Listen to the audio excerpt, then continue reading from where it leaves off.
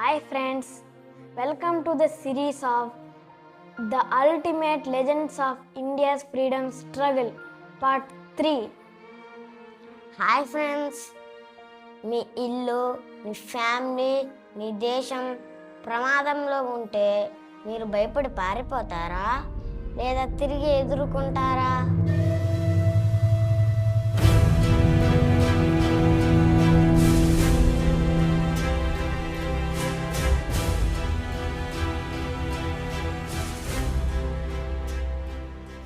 భారతదేశ చరిత్రలో ఒక యువరాణి ఉంది. ఆమెకు రాజభవనంలో సుఖంగా జీవించే అవకాశము ఉంది. కానీ తన రాజ్యాన్ని, తన ప్రజలను కాపాడుకోవడం కోసం ఆమె యుద్ధరంగంలో గుర్రంపై కత్తి పట్టుకొని పోరాడింది. ఆమె చేతిలో ఒకవైపు ఖడ్గం, వీపుపై తన చిన్న కుమారుడు. ఎదురుగా ప్రపంచంలోనే అత్యంత శక్తివంతమైన బ్రిటిష్ సైన్యం. అలాంటి పరిస్థితిలో కూడా ఆమె ఒక్క అడుగు వెనక్కి వేయలేదు. ఆమె పేరు రాణి లక్ష్మీబాయి. భారతదేశ చరిత్రలో ఆమె పేరు వినగానే ధైర్యం, ఆత్మగౌరవం, దేశభక్తి గుర్తుకు వస్తాయి. చిన్న వయసులోనే ఆమె తల్లిని కోల్పోయింది. ఆ సంఘటన ఆమె జీవితాన్ని మార్చింది. తండ్రి ఎంతో ప్రేమతో పెంచినా మను చిన్నప్పుడే కష్టాలను ఎదుర్కోవడం నేర్చుకుంది. ఆమె పెరిగింది సాధారణ రాజకుమార్తెలా కాదు, బలమైన మనస్తత్వంతో స్వయంగా నిర్ణయాలు తీసుకునే యువతిగా ఎదిగింది. గుర్రంపై స్వారీ చేస్తూ, కత్తి సాధన చేస్తూ గడిపిన బాల్యమంది. అది ఆమెను భవిష్యత్తు యుద్ధాలకు సిద్ధం చేసింది.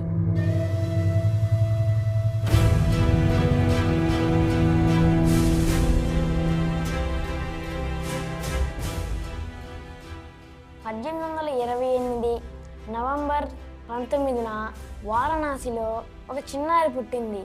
ఆమెకు మణికర్ణిక అని పేరు పెట్టారు. ఆ కాలంలో చాలామంది అమ్మాయిలు ఇంటి పనులు నేర్చుకునేవారు. కానీ మను మాత్రం భిన్నం. ఆమెకు పుస్తకాలు చదవడం ఎంత ఇష్టమో గుర్రంపై స్వారీ చేయడం కూడా అంతే ఇష్టం. ఇల్లు పట్టడం, ఖడ్గం తిప్పడం, మల్ల యుద్ధం వంటి శిక్షణలపై కూడా ఆసక్తి చూపేది. మొదట్లో కొందరు ఆశ్చర్యపోయారు. ఒక అమ్మాయి కత్తి పట్టడం ఏమిటి అని ప్రశ్నించారు. కానీ మను ఎవరినీ తప్పనలేదు. తన ప్రతిభతోనే సమాధానం చెప్పింది.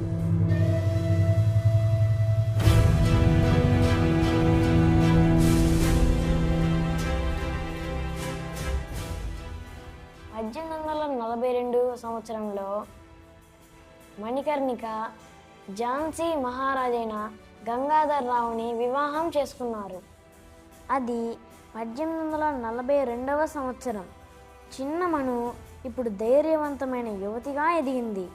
అదే సమయంలో ఝాన్సీ మహారాజైన గంగాధర్ రావును వివాహం చేసుకోవాలని నిర్ణయించారు.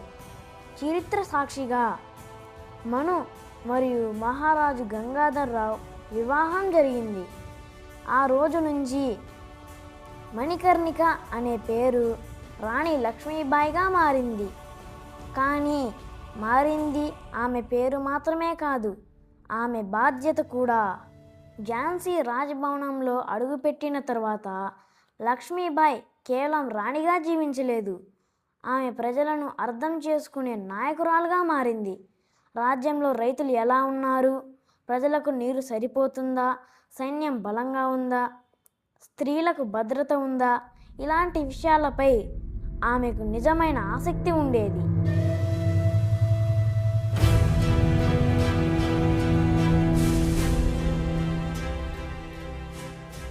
కొన్ని సంవత్సరాల తరువాత రాజదంపతులకు ఒక కుమారుడు జన్మించాడు. రాజభవనం అంతా ఆనందంతో నిండిపోయింది. ప్రజలు సంబరాలు చేసుకున్నారు. ఝాన్సీకి వారసుడొచ్చాడు అని అందరూ సంతోషించారు. కానీ ఆ ఆనందం ఎక్కువ రోజులు నిలవలేదు. దురదృష్టవశాత్తు ఆ చిన్నారి కొద్ది నెలల్లోనే మరణించాడు. రాజభవనం అంతా విషాదంలో మునిగిపోయింది. ఒక తల్లిగా లక్ష్మీబాయి హృదయం ముక్కలైంది. ఈ దుఃఖం నుంచి మహారాజు గంగాధర్రావు కూడా కోలుకోలేకపోయారు. ఆయన ఆరోగ్యం రోజు రోజుకు క్షీణించింది.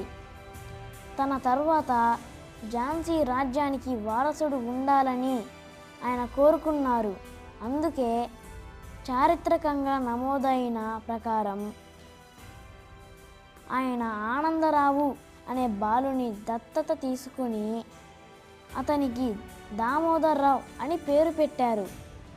ఆ కాలంలోని సాంప్రదాయం ప్రకారం దత్తత తీసుకున్న కుమారుడు కూడా చట్టబద్ధమైన వారసుడిగా పిలువబడతాడు. మహారాజు తన చివరి కోరికగా బ్రిటిష్ అధికారులకు ఒక విజ్ఞప్తి చేశారు.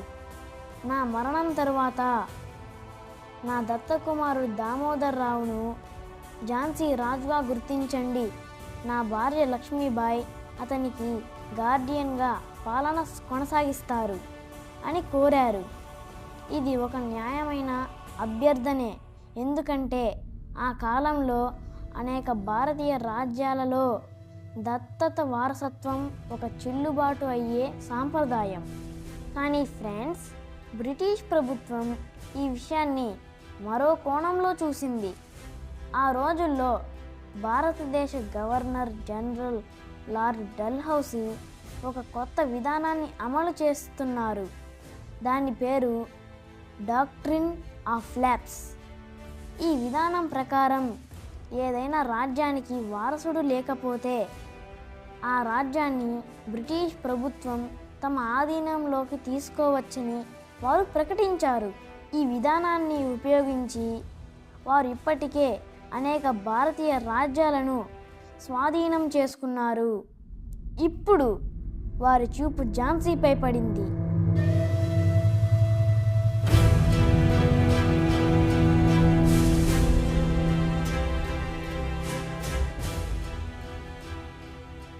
(1853) మహారాజు గంగాధర్రావు మరణించారు. ఆ రోజు లక్ష్మీబాయి జీవితంలో మరో పెద్ద విషాదం.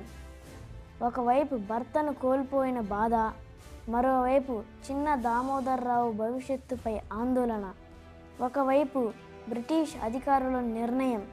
ఇవన్నీ ఒకేసారి ఆమె ముందు నిలిచాయి. అయినా ఆమె కూలిపోలేదు. తన కన్నీళ్లు తుడుచుకుంది. ఒక తల్లిగా, ఒక రాణిగా, ఒక నాయకురాలుగా నిలబడాలని నిర్ణయించుకుంది.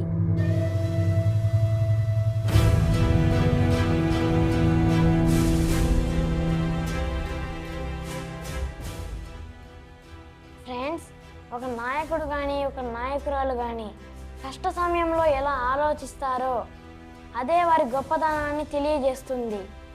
కొద్ది రోజుల తరువాత బ్రిటిష్ అధికారులు తమ నిర్ణయాన్ని ప్రకటించారు. దత్తపుత్రుడు రాజ్యానికి వారసుడు కాదు, ఝాన్సీ ఇక బ్రిటిష్ ప్రభుత్వానికి చెందుతుంది అని తెలిపారు. ఆ వార్త విన్న ఝాన్సీ ప్రజలు దిగ్భ్రాంతికి గురయ్యారు.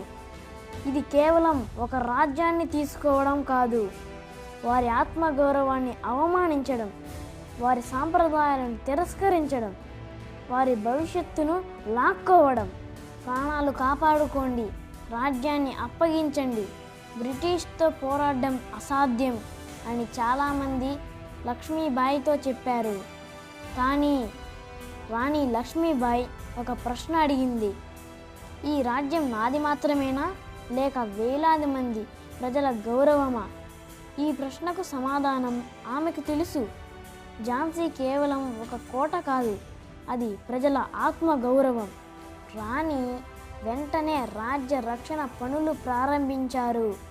ఝాన్సీ కోట గోడలను మరమ్మత్తు చేయించారు, ఫిరంగీలను సరైన ప్రదేశాల్లో అమర్చారు, ఆహారం, నీరు, ఔషధాలు నిల్వ చేయించారు, సైనికులకు ప్రత్యేక శిక్షణ ఏర్పాటు చేశారు. ఆమె ప్రతి పనిని స్వయంగా పరిశీలించేది. రాజభవనంలో కూర్చొని ఆదేశాలు ఇచ్చే రాణి కాదు, కోట గోడలపై నడుస్తూ ప్రతి ఏర్పాటును చూసే నాయకురాలు. తన చిన్న రాజ్యంతో ఒక మహా సామ్రాజ్యాన్ని ఎదుర్కొనేందుకు సిద్ధమవుతుంది ఝాన్సీ లక్ష్మీబాయి. కొద్ది నెలల తరువాత బ్రిటిష్ సైన్యం ఝాన్సీ వైపు కదలడం ప్రారంభించింది. అనుభవజ్ఞులైన అధికారులు, భారీ ఫిరంగులు, శిక్షణ పొందిన వేలాది మంది సైనికులు. వారి లక్ష్యం ఒకటే, ఝాన్సీని స్వాధీనం చేసుకోవడం. ఆ వార్త ఝాన్సీ చేరగానే ప్రజలు ఆందోళన చెందారు. కానీ రాణి మాత్రం ప్రశాంతంగా నిలిచింది. ఆమె ముఖంలో భయం లేదు, కేవలం సంకల్పం మాత్రమే ఉంది. ఫ్రెండ్స్, కొన్ని యుద్ధాలు భూమి కోసం జరుగుతాయి, కొన్ని యుద్ధాలు సంపద కోసం జరుగుతాయి, కానీ కొన్ని యుద్ధాలు ఆత్మ గౌరవం కోసం జరుగుతాయి.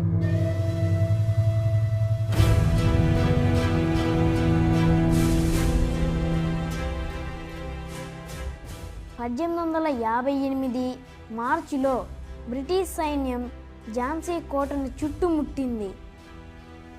బ్రిటిష్ ఫిరంగుల దాడితో కోట గోడల్లో పగుళ్ళు ఏర్పడ్డాయి. శత్రు సైన్యం నెమ్మదిగా లోపలికి చొచ్చుకుంటుంది. ప్రతి వీధిలో యుద్ధం, ప్రతి ఇంటి దగ్గర ప్రతిఘటన, ప్రతి అడుగులో పోరాటం. ఝాన్సీ నగరం మొత్తం ఒక యుద్ధ భూమిలా మారిపోయింది. రాణి లక్ష్మీబాయి తన యోధ దుస్తులు ధరించింది, నడుముకు ఖడ్గం కట్టుకుంది, తలపై శిరస్త్రాణం ధరించింది. దత్తపుత్రుడైన దామోదర్రావును తన వీపు కట్టుకుని సురక్షితంగా తనతో తీసుకెళ్లేందుకు ఏర్పాట్లు చేసింది. ఆమె గుర్రం బాధలు మెరుపులా దూసుకుపోయింది. శత్రు సైన్యం మధ్య నుంచి దారి చేసుకుంటూ ముందుకు సాగింది. తన కత్తి మెరుపులా తిరిగింది. రాణి తన సైనికులతో కలిసి ఝాన్సీ నుంచి బయటపడగలిగింది. పోరాటాన్ని కొనసాగించడానికి తీసుకున్న వ్యూహాత్మక నిర్ణయమే ఇది. ఎందుకంటే ఆమెకు తెలుసు, జీవించి ఉంటేనే స్వాతంత్ర్య పోరాటాన్ని కొనసాగించగలమని. ఝాన్సీ నుంచి బయటపడిన తరువాత రాణి లక్ష్మీబాయి తన ధైర్యాన్ని కోల్పోలేదు. ఆమె కాల్పీ చేరుకుని స్వాతంత్ర్యం కోసం పోరాడుతున్న నాయకులైన తాంతియా తోపే మరియు ఇతర విప్లవ వీరులతో చేతులు కలిపింది. లక్ష్యం ఒకటే, బ్రిటిష్ పాలనకు ఎదురు నిలవడం. చిన్న సైన్యమైనా గొప్ప సంకల్పం వారిని ముందుకు నడిపిస్తుంది. కాల్పీ వద్ద జరిగిన యుద్ధం చాలా తీవ్రంగా సాగింది. బ్రిటిష్ సైన్యం సంఖ్యలో ఎక్కువ, ఆయుధాల్లో బలంగా ఉంది. అయినప్పటికీ లక్ష్మీబాయి గుర్రంపై దూసుకెళ్ళి తన సైనికులకు ధైర్యం చెప్పింది. ఆమెను చూసి అలసిపోయిన సైనికుల్లో కూడా కొత్త ఉత్సాహం వచ్చింది. కాల్పీ యుద్ధం తర్వాత విప్లవ నాయకులు గ్వాలియర్ వైపు కదిలారు. అక్కడ పరిస్థితులు వేగంగా మారాయి. తిరుగుబాటు దళాలు కొంతకాలం గ్వాలియర్ కోటను తమ ఆధీనంలోకి తీసుకున్నాయి. ఈ విజయం వారికి ఆశను ఇచ్చింది. కానీ బ్రిటిష్ ప్రభుత్వం అంత సులభంగా వెనక్కి తగ్గే పరిస్థితిలో లేదు. భారీ సైన్యంతో మరోసారి దాడికి సిద్ధమైంది. 1858 జూన్ 17న గ్వాలియర్ సమీపంలో ఒకవైపు బ్రిటిష్ దళాలు, మరోవైపు లక్ష్మీబాయి నాయకత్వంలోని భారతీయ యోధులు పోరాడారు. రాణి లక్ష్మీబాయి ఆ యుద్ధంలో గుర్రంపై ముందుండి పోరాడింది. అదే సమయంలో లక్ష్మీబాయి తీవ్రంగా గాయపడింది. అయినప్పటికీ ఆమె వెంటనే లొంగిపోలేదు. చివరి వరకు పోరాడేందుకు ప్రయత్నించింది. 1858 జూన్ 18న భారతదేశం ఒక వీర నారిని కోల్పోయింది. అప్పటికి ఆమె వయసు కేవలం 29 సంవత్సరాలే అయినా అంత చిన్న వయసులోనే ఆమె దేశభక్తి, ధైర్యానికి చిరస్థాయిగా నిలిచే ఉదాహరణగా మారింది. ఒక రాణి మరణించింది, కానీ ఒక వీర నారి గాథ జన్మించింది. ఒక గొప్ప నాయకులు ఓడిపోతే యుద్ధం ముగిసిందని కాదు, నిజమైన నాయకులు తమ ఓటమిని మరో యుద్ధానికి నాందిగా చేస్తారు.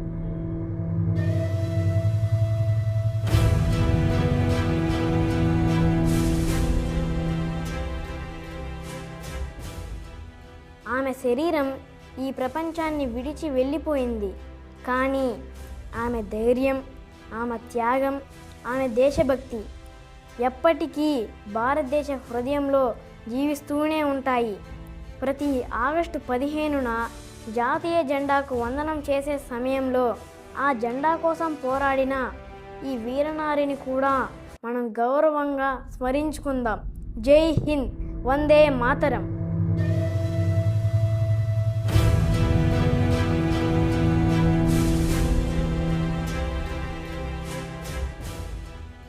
కొంతమంది చరిత్రలో ఒక అధ్యాయంగా మిగిలిపోతారు. కానీ కొందరు నాయకులు చరిత్రనే మార్చేస్తారు. అందులో రాణి లక్ష్మీబాయి ఒకరు. ఫ్రెండ్స్, ఈరోజు మనం వీరనారి అయిన ఝాన్సీ లక్ష్మీబాయి గురించి తెలుసుకున్నాం కదా. రేపు మరొక గొప్ప వీరుడితో మీ ముందుకు వస్తాం. అప్పటి వరకు సెలవు. Thank you for watching.